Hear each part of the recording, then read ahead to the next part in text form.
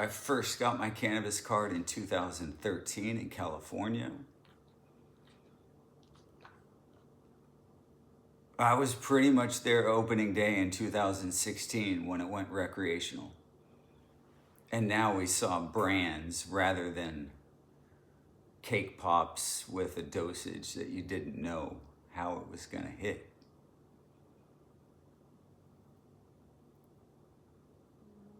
I've been early to most things in my life, but this industry has long been in existence well before me, and I was deathly afraid of it thanks to Reagan and my Christian upbringing. The programming with DARE, this is your brain and this is your brain on drugs. Like, I didn't eat eggs because I was scared of even eggs. They never scared me too hard on rock music. I fought that shit.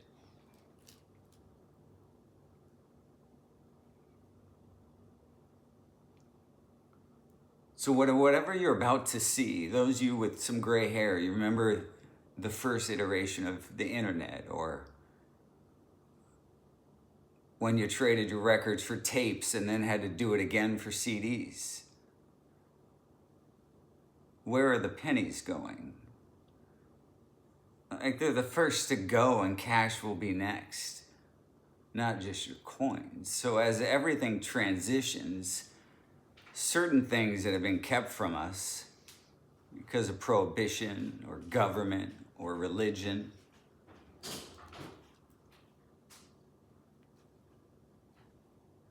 we don't get to keep going ahead.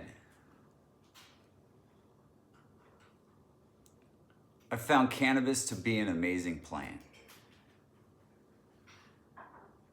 If I could only pack up 5 things on earth in a backpack and spend the rest of my life with, cannabis would be one of them.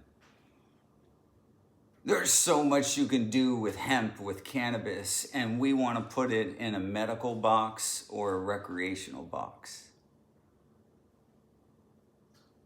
So here's why you need to listen. Here's what's coming, and you're going to hear the guy in red with the orange hair and the puppeteers all around him. He's no different than Joe Biden. They all have the same boss. Red or blue, the trick is to keep you divided. But Trump's got kids, and weed isn't a religious debate, it's a generational debate. And that's switching. So if you're watching along The Matrix, 2 months ago, Trump truth socialed, if somebody saw that. I'm hearing good things about CBD. Well, Trump, if you're hearing good things about CBD, you should be hearing good things about hemp, about CBG, THC, because it's all the same green plant. Certain things in our world don't make sense. Like, remember, you needed a realtor to buy a house, and now the internet came out and you don't need a travel agent either. But in weed, just like alcohol and tobacco, you have to have a middleman, a distributor that has the truck with the rest of the cigarettes, with the rest of the alcohol. Weed poses a huge threat to those two things until it gets on the same truck. And the only way it gets on the same truck is if enough corporate giants come to the table, like Mars Candy, Pepsi Cola, Coca-Cola. There's all Burger King, McDonald's. There's just a couple people that need to do it, get publicly traded, get investments so they can buy up the whole fucking industry. One of these companies is suing the IRS. I guess they're saying something to the tune of $500 million in taxes. I don't know a cannabis company since 2018 getting into this for Christian cannabis that is profitable. The goal was to stay alive till they actually make this legal or take it off the descheduled list. If you watch the Uber doc, they lost $2 million a day in Uber to build it. Weed companies have been holding on because they've been taxed, have to sell to a distributor, and now the market is demanding $8 eighths. And in Newport Beach, I can buy a $3 joint, but pay $11 for iced tea at a restaurant.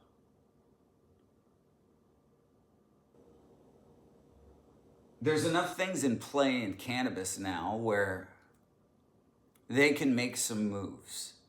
We've seen the same thing happen with crypto. They scared you away of it at Schwab and at everywhere else. Trump's hearing good things about crypto, so is Elon, and so is the rest of the world. And XRP is the bridge on that, but this video is not about that. But pay attention to crypto and cannabis. Those are both things that are going to be switched, and big disruption in both categories. So here's what's about to happen with cannabis.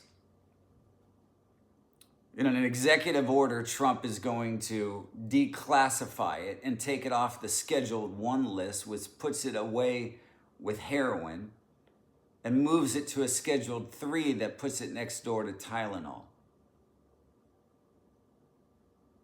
Bayer, all those guys have all the studies, all the research. Why would cannabis fit there? Big Pharma. If they're going to control something, they're going to take it away from as green as it should be and turn it into distillate, oils, fake terps, all but the plant. But we live in a world where we love Ross and TJ Maxx and we shop at outlets. We like Food for Less, we like Kmart. But there's some of us who like Air One. There's some of you that like Louis Vuitton. There's some of you that want natural grocers. But we live in a world where Jeff Bezos buys Whole Foods, and Whole Foods isn't what it used to be when Amazon has it. So as soon as you do something inside the machine or you push up against it. So in Arizona, 67% of the cannabis dispensaries are owned by 2 conglomerates, and they're friends. We'll call them the TJ Maxx and Ross chain, Curaleaf and Trulief. Curaleaf's owned by a bazillionaire Russian, and Kim Rivers heads up Trulief. They have some good assets inside Trulief, but no heart and soul in either of these bargain shopping cannabis. So imagine going to Arizona. You have to buy almost 70% of the market is owned by these 2 people that are driving the price down and driving everybody else out of town that can't compete with Walgreens or CVS. We're also living in a world where a lot of those Walgreens and CVSs that they built too fast are going out of business. Curaleaf and Trulief are both traded stocks. Trulief's at $9 as I talk. Curaleaf's at about $3. Way down from their high, but on their way up. I worked for Curaleaf. I got hired as a seasonal bud tender, and I made $14 an hour in the city of Sedona. And I got my 2 best friends hired, Patrick and Kenny. I never lied to the customers. I told them that Curaleaf doesn't own anything on the top shelf, so when a high buyer comes into Sedona and they want the top shelf, I'm sorry, this brand at Kmart doesn't sell anything like that they own, and we're forced to move their product to the top. But there's a few great companies in Arizona that are still holding on, like Abundant Organics. Or if you'd like Rick Simpson oil, you can get a vial of that for $20 and skip the candy that Jams is selling you at Curaleaf. And if you want a Wiz Khalifa poster, he'll never show up and he won't even smoke his own fucking weed here, but we got posters with Wiz weed. Everyone Curaleaf has bought along the way has had to step aside. They have Select, they've got Wiz, they've got the brands, they've got the dispensaries, and they don't have the truth. I got to scan every package inside their stores. It said solventless. Then you read the video on the back, on the QR code. If it said live resin, oh, it's 60% live resin if you buy a select gummy. 40% is cut with distillate. My partner in spiritual plants, Christian Cannabis, has figured out for 30 years ways to make weed that you don't need to use solvents or toxins. He's figured out a way how to tell the truth and win in any category that he's created products in. His company was sold for $58 million and they fired him because they just want the box and they'll substitute the green for the green.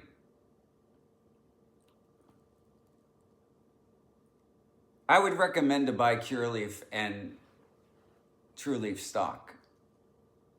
I wish I never had to shop at either of those two places, but the game inside the game, it's like cheering for Tom Brady for a 6th Super Bowl. It's like, hey, at least we got weed, but the guys at the top are corrupted. They're in on this, their stocks are gonna rise, they're gonna be able to buy more shit, and eventually the market will demand a top shelf. We're calling our project the last honest cannabis company. It's spiritualplants.com. We're being repped by a firm called Meridian. A man from Australia, James, has been stoked to take us on a road show. We're up for sale. That's such a great time. But we don't plan on just letting this one go. My partner Guy's raised $72 million inside the circus of cannabis. And he said I'd never touch any money that was given to me from that crew again.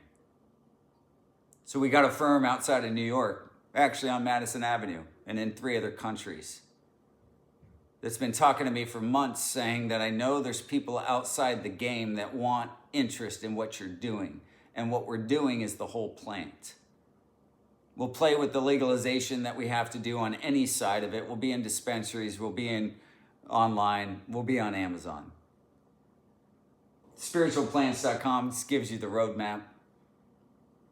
If any of you from my Christian world are still watching, there's a group of great influencers inside a group called The Gathering with Fred Smith. They've funded some amazing projects inside of Christianity and out. I once was on their cover of their giving magazine as a ministry worth giving to. I don't need a goddamn handout anymore, guys. I never did. But your kids are gonna have better lives because of cannabis. Obey the laws of the land, so we can take that one off all of us that have kind of put this thing on our backs. And it's gonna be a new day of healing, of holistic, plant-based goodness. But your avenues to get it are gonna be locked until those come down. Eventually, this will be a federally legalized substance across the world, I believe.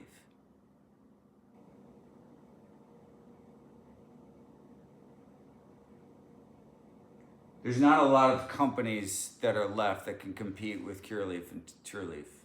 So they're gonna win the race financially. Kramer's probably gonna have fucking Kim Rivers on TV and she's gonna talk about this. And yes, they are monumental because they've bought in companies and people have sold their souls to kind of get to where they're at. And they've only cared about the bag and their stocks. But there's an entire industry there and there's some good fucking people inside this world that want to do good with the plant. Don't believe everything you see. Read all the labels and never trust your bud tender.